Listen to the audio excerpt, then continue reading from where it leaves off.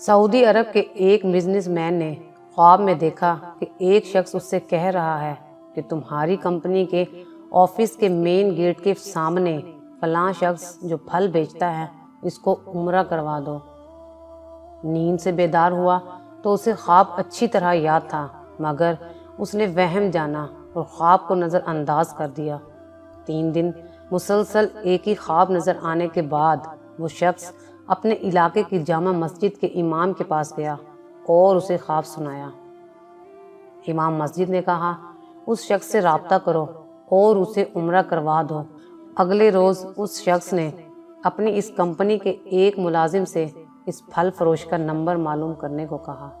Business man نے phone پر اس پھل فروش سے رابطہ کیا اور کہا کہ مجھے خواب میں کہا گیا ہے کہ میں تمہیں عمرہ کرواؤں، لہٰذا میں اس نیک کام کی تکمیل کرنا چاہتا ہوں۔ پھل فروش زور سے ہنسا اور کہنے لگا، کیا بات کرتے ہو بھائی، میں نے تو مدت ہوئی کبھی فرض نماز ادا نہیں کی اور بعض اوقات شراب بھی پیتا ہوں، تم کہتے ہو کہ تم مجھے عمرہ کروانا چاہتے ہو۔ بزنس مین اصرار کرنے لگا، اسے سمجھایا کہ میرے بھائی، میں تمہیں عمرہ کروانا چاہتا ہوں، سارا خرچ میرا ہوگا۔ خاصی بحث اور تمہید کے بعد آدمی اس شرط پر رضامند ہوا کہ ٹھیک ہے،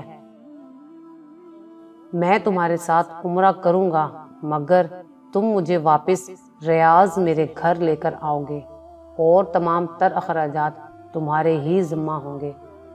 وقت مقررہ پر جب وہ ایک دوسرے کو ملے تو بزنس مین نے دیکھا کہ واقعی وہ شکل و صورت سے کوئی اچھا انسان نہیں دکھائی دیتا تھا۔ اس کے چہرے سے عیاں تھا کہ وہ شرابی ہے اور نماز کم ہی پڑھتا ہے۔ اسے بڑا تعجب ہوا کہ یہ وہی شخص ہے جسے عمرہ کرنے کے لیے خواب میں 3 مرتبہ کہا گیا۔ دونوں مکہ مکرمہ عمرہ کے لیے روانہ ہو گئے۔ میقات پر پہنچے تو انہوں نے غسل کر کے احرام باندھا اور حرم شریف کی طرف روانہ ہوئے۔ انہوں نے بیت اللہ کا طواف کیا، مقام ابراہیم پر 2 رکعت نماز ادا کی، صفا و مروہ کے درمیان سعی کی، اپنے سروں کو منڈوایا اور اسی طرح عمرہ مکمل ہو گیا۔ اب انہوں نے واپسی کی تیاری شروع کر دی۔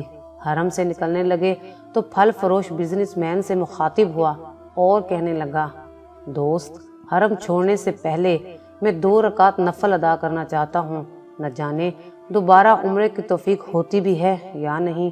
اسے کیا اعتراض ہوتا؟ اس نے کہا، نفل پڑھو اور بڑے شوق سے پڑھو۔ اس نے اس کے سامنے نفل ادا کرنے شروع کر دیے۔ جب سجدے میں گیا تو اس کا سجدہ طویل سے طویل تر ہوتا چلا گیا۔ جب کافی دیر گزر گئی تو بزنس مین نے اسے ہلایا۔ جب کوئی حرکت نہیں ہوئی تو اس پر انکشاف ہوا کہ پھل فروش کی روح حالت سجدہ ہی میں پرواز کر چکی تھی۔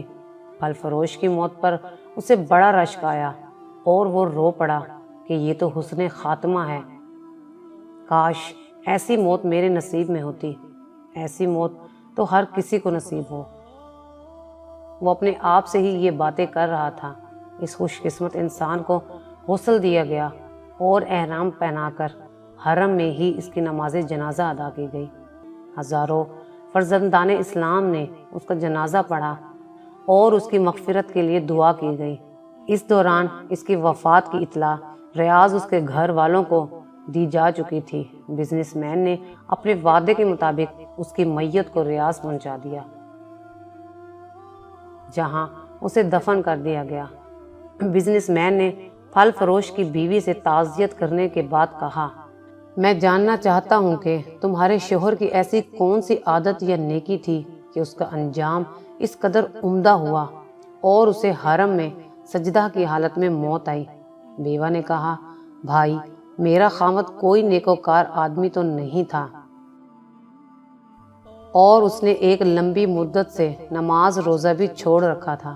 میں اس کی کوئی خاص خوبی بیان تو نہیں کر سکتی، ہاں مگر اس کی ایک عادت یہ ضرور تھی کہ وہ ہمارے ہمسایہ میں ایک غریب بیوہ اپنے چھوٹے چھوٹے بچوں کے ساتھ رہتی تھی۔